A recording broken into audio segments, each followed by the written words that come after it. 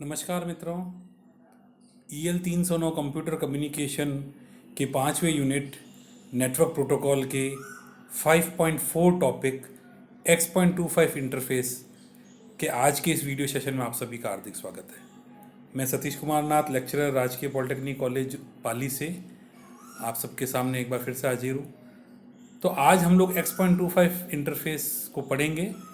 इस यूनिट में बेसिकली हम लोग अलग अलग प्रकार के नेटवर्क प्रोटोकॉल्स को पढ़ रहे हैं, जिसमें हमने पहले OSI रेफरेंस मॉडल को देखा था, फिर उसके बाद में हमने TCP/IP मॉडल को देखा था। पिछले लेक्चर में हमने HDLC प्रोटोकॉल के बारे में कुछ जानकारी ली थी। आज हम लोग इसी कड़ी में X.25 इंटरफेस के बारे में जानकारी लेंगे।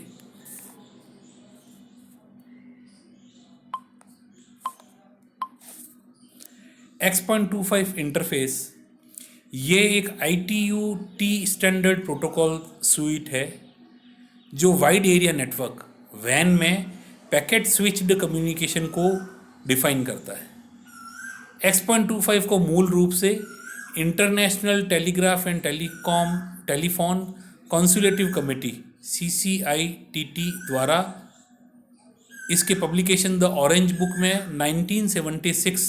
1976 में परिभाषित किया गया था। आजकल इस कमेटी को ITU-T कहा जाता है, इसलिए इसको हमने ITU-T स्टैंडर्ड प्रोटोकॉल स्वीट का नाम दिया है। X.25 नेटवर्क 1980 के दशक में टेलीकम्युनिकेशन कंपनियों में और ATM मशीनों में, ATM मशीन हम आजकल देखते हैं जगह जगह लगी हुई बैंकों के ATM मशीन होते हैं, उसमें बहुत ज़्यादा पॉपुलर था। हालांकि अब अधिकांश यूज़र्स X.25 की बजाय इंटरनेट प्रोटोकॉल IP सिस्टम को अधिक वरीयता देते हैं, ज़्यादा उसको प्रायोरिटी देते हैं। X.25 प्रोटोकॉल का उपयोग 2015 तक credit card payment companies, aviation companies, telecom companies आदि में उपयोग किया जाता था। आजकल ये ज़्यादा उपयोगी नहीं है अब, लेकिन 2015 तक भी इसको यूज़ किया जा रहा था X.25 इंटरफेस को। X.25 नेटवर्क में packet switching exchange PSE nodes होते हैं जो नेटवर्किंग हार्डवेयर के रूप में होते हैं। इसमें लीज लाइन, पुराने टेलीफोन सर्विस कनेक्शन या ISDN कनेक्शन आदि को फिजिकल लिंक्स या फिजिकल लाइन के रूप में प्रयोग किया जाता था। X.25 इंटरफेस में एक ही फिजिकल लाइन को कई लॉजिकल चैनल के रूप में उपयोग किया जा सकता है, यानी कि फिजिकली लाइन एक ही है, कनेक्शन एक ही है, लेकिन उस पर अलग अलग लॉजिकल चैनल्स डेवलप किए जा सकते हैं और उनका उपयोग किया जा सकता है। इसमें अलग अलग कम्युनिकेशन स्पीड वाले टर्मिनल के बीच में भी डेटा का ट्रांसफ़र हो सकता है। तो जो हमारे DT टर्मिनल है और अलग अलग उनकी कम्युनिकेशन स्पीड अलग अलग है, तो भी यहाँ पे डेटा का ट्रांसमिशन हो सकता है। ये इस X.25 की खासियत है। हमारे सामने X.25 इंटरफेस का आर्किटेक्चर दिख रहा है। यहाँ पर मेनली 3 प्रकार की डिवाइसेस होती हैं। पहली डिवाइस है PSE, दूसरी है DTE और तीसरी डिवाइस है DCE। PSE का मतलब है पैकेट स्विचिंग एक्सचेंज। जो दूसरे नेटवर्क में जो रूटर का जो काम होता है, उस प्रकार का कार्य X.25 में जो डिवाइस करती है, एक नेटवर्किंग डिवाइस जो ये काम करेगी, उसको पैकेट स्विचिंग एक्सचेंज कहा जाएगा। दूसरा होता है डेटा टर्मिनल इक्विपमेंट। ये DTE हमारे कंप्यूटर्स हो सकते थे या सर्वर हो सकते हैं। ये जो DTE हैं ये हमारे टर्मिनल इक्विपमेंट्स हैं, यानी कि एंड टू एंड या पॉइंट टू पॉइंट जब हम कंसीडर करेंगे तो एक एंड को एक DTE कहा जाएगा। और ये DTE जिस माध्यम से X.25 नेटवर्क के साथ कनेक्ट होता है, उसे डेटा सर्किट टर्मिनेटिंग इक्विपमेंट कहा जाता है, DCE कहा जाता है। तो मुख्यतः हमारे पास में 3 प्रकार की डिवाइसेज हैं जो कि हमें यहाँ दिखाई दे रही है। DTE हो सकते हैं हमारे पास, डेटा टर्मिनल इक्विपमेंट हो सकते हैं, DCE हो सकते हैं, और PSE पैकेट स्विचिंग एक्सचेंजेस हो सकते हैं। तो ये आर्किटेक्चर हमारे सामने उपलब्ध है यहाँ पर। X.25 का जनरल कॉन्सेप्ट एक यूनिवर्सल और ग्लोबल पैकेट स्विच्ड नेटवर्क बनाना था। इस उद्देश्य को प्राप्त करने के लिए एरर करेक्शन और अत्यधिक महंगे फिजिकल संसाधनों की शेयरिंग की आवश्यकता होती है। कुछ ऐसी स्पेसिफिक एप्लीकेशंस हैं जहाँ पर हमें पैकेट स्विच्ड नेटवर्क चाहिए और उसकी जो रेंज है वो बहुत ज़्यादा होनी चाहिए। आप ऐसा समझ सकते हैं कि जैसे कि एक आर्मी का नेटवर्क है या फिर किसी बैंक का नेटवर्क है, वो अपने नेटवर्क को पब्लिक नेटवर्क के ऊपर शेयर नहीं करना चाहते हैं। लेकिन चूंकि बैंक की ब्रांचेस जो हैं ऑल ओवर वर्ल्ड हो सकती हैं या फिर किसी पूरे देश में फैली हुई हो सकती हैं, तो इसके लिए एक वाइड एरिया नेटवर्क, उपलब्ध वाइड एरिया नेटवर्क के ऊपर एक packet switched logical network develop किया जाता है और उसके लिए X.25 का उपयोग किया जा सकता है। X.25 स्पेसिफिकेशन सब्सक्राइबर DTE और X.25 नेटवर्क DCE के बीच के इंटरफेस को परिभाषित करता है। X.25 के समान ही एक X.75 प्रोटोकॉल होता है जो एक्चुअली दो X.25 नेटवर्क के बीच इंटरफेस को परिभाषित करता है। X.25 ये स्पेसिफाई नहीं करता है, यह नहीं बताता है कि नेटवर्क आंतरिक रूप से इंटरनली किस प्रकार से काम करेगा। कई X.25 नेटवर्क अपने आंतरिक कार्यों को करने के लिए X.25 या X.75 पर आधारित समान प्रोटोकॉल काम में लेते हैं। X.25 मॉडल एक पारंपरिक टेलीफोनिक कॉन्सेप्ट पर आधारित शेयर्ड नेटवर्क के द्वारा रिलायबल सर्किट स्थापित करने के लिए विकसित किया गया था। इस नेटवर्क के माध्यम से वर्चुअल कॉल के लिए सॉफ्टवेयर का उपयोग किया जाता है।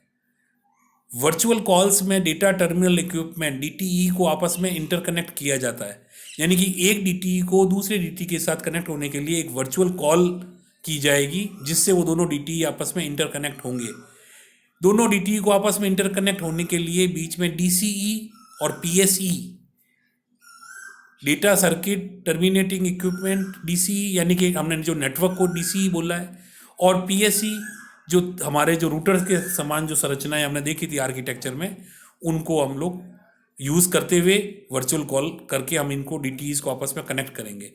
DTE यूज़र को एक एंड पॉइंट प्रदान करते हैं। ये interconnection point two point connection की तरह दिखता है।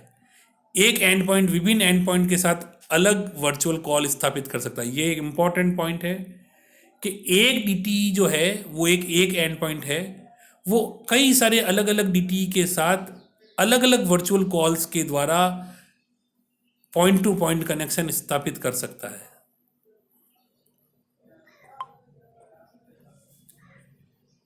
X.25 में 3 बुनियादी प्रोटोकॉल लेवल या आर्किटेक्चरल लेयर्स होते हैं। पहला है फिजिकल लेयर, दूसरी है डेटा लिंक लेयर और तीसरी है पैकेट लेयर। फिजिकल लेयर का क्या कार्य है? फिजिकल लेयर जो है वो DTE और DCE के बीच फिजिकल लिंक को कंट्रोल करने के लिए फिजिकल, इलेक्ट्रिकल, फंक्शनल और प्रोसीजरल विशेषताओं को बताती है, इन विशेषताओं का वर्णन करती है। इस लेयर में सामान्य रूप से X.21, EIA 232, EIA 449 अथवा अन्य सीरियल प्रोटोकॉल का उपयोग किया। ये विभिन्न प्रोटोकॉल है जो कि इस फिजिकल लिंक को कंट्रोल करने के लिए काम में लिए जाते हैं। डेटा लिंक लेयर, इस लेयर में DTE और DCE के बीच लिंक पर डेटा इंटरचेंज करने के लिए लिंक एक्सेस प्रोसीजर होता है। तो इस लेयर में एक लिंक एक्सेस प्रोसीजर का उपयोग किया जाता है और ये जो प्रोसीजर है, ये जो प्रक्रिया है, इसके क्रियान्वयन के लिए link access procedure balanced LAPB नाम का एक डेटा लिंक प्रोटोकॉल होता है जो कम्युनिकेशन सेशन का मैनेजमेंट का कार्य करता है और डेटा फ्रेमिंग को कंट्रोल करता है। तो ये जो LAPB है ये एक बिट ओरिएंटेड प्रोटोकॉल है जो एरर कनेक्शन और मैनेज डिलीवरी, व्यवस्थित डिलीवरी का कार्य करता है। पैकेट लेयर, इसमें पैकेट लेयर प्रोटोकॉल होता है। इस डेटा लिंक लेयर में जो था प्रोटोकॉल उसका नाम था LAPB, link access procedure balanced protocol, और इसमें पैकेट लेयर प्रोटोकॉल होता है जो DTE और DCE के बीच कंट्रोल और यूजर डेटा पैकेट का एक्सचेंज करता है। ये प्रोटोकॉल वर्चुअल कॉल के आधार पर पैकेट स्विचिंग नेटवर्क बनाता है। तो बेसिकली यहाँ पर पैकेट स्विचिंग नेटवर्क बनाए जाएंगे जिसके लिए वर्चुअल कॉल की जाती है। X.25 की विशेषताएं, इनकी कैरेक्टरिस्टिक्स क्या है? X.25 में पैकेट की अधिकतम साइज 64 बाइट से लेकर 4096 बाइट तक हो सकती है। अधिकतर नेटवर्क में 128 बाइट जो है वो पैकेट की डिफ़ॉल्ट साइज़ होती है, यानी कि अगर आप कोई चेंज नहीं करेंगे तो ये जो साइज़ है वो 128 बाइट की बाय डिफ़ॉल्ट सेट होती है। दो डीटी के बीच कॉल सेटअप के दौरान पैकेट की अधिकतम साइज और पैकेट लेवल विंडोइंग दोनों फैक्टर्स को पहले ही तय कर लिया जाता है। तो जब वर्चुअल कॉल की जाएगी दो डीटी के बीच में end to end connection establish करने के लिए, तो वहाँ पैकेट की जो मैक्सिमम साइज है और पैकेट लेवल विंडोइंग है, ये दोनों फैक्टर को तय कर लिया जाता है। X.25 100 kbps या उससे कम स्पीड की ट्रांसमिशन लाइन पर पैकेट ट्रांसमिशन करने के लिए उपयोग में लिया जाता है। तो जहाँ हमारे पास में ट्रांसमिशन लाइनें पुरानी हैं, वहाँ पर X.25 बहुत ज़्यादा उपयोगी है। X.25 को अन्य पैकेट स्विच्ड प्रोटोकॉल जैसे कि TCP/IP और ATM, यहाँ पे ATM का मतलब ATM मशीन से नहीं है, एक प्रोटोकॉल होता है ATM प्रोटोकॉल, के विकास का आधार माना जाता है। X.25 में वन टू मैनी कनेक्शन को हैंडल करने की क्षमता होती है, यानी कि एक डीटी जो है एक से ज़्यादा डीटी के साथ कनेक्शन एस्टेब्लिश कर सकता है। अलग अलग लॉजिकल कनेक्शन एस्टेब्लिश होंगे, जबकि फिजिकल लिंक एक ही रहेगा।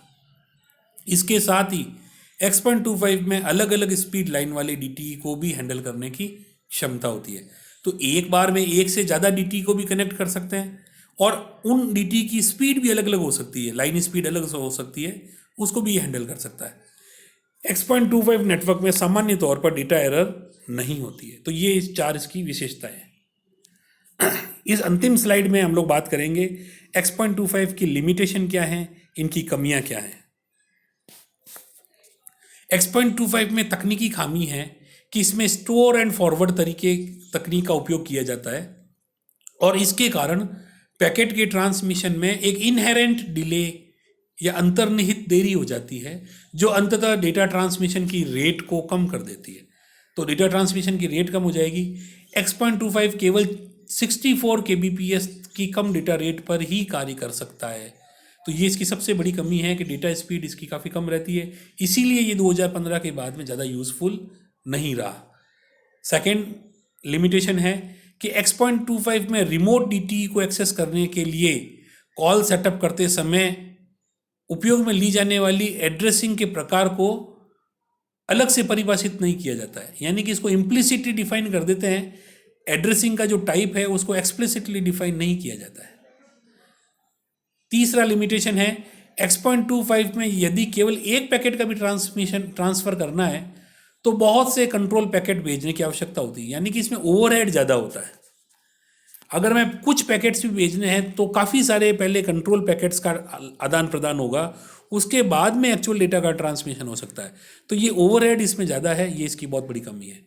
और आखिरी इसमें लिमिटेशन है कि ये बस्टी डेटा के लिए उपयोग में नहीं है। जैसा कि हमने पिछले वाले में कैरेक्टरिस्टिक वाली स्लाइड में कहा था कि इसमें डेटा एरर बहुत कम होती है, क्योंकि इसमें एरर सिंगल बिट अगर कोई एरर है तो उस एरर को दूर कर दिया जाता है। लेकिन अगर बस्टी एरर है, यानी कि एक साथ लगातार कई सारे बिट्स में एरर आ गई, तो वहाँ पर जो है बस्टी एरर वाले डेटा को हम लोग यहाँ पर यूज़ नहीं कर सकते हैं। ये X.25 की बहुत बड़ी कमी है।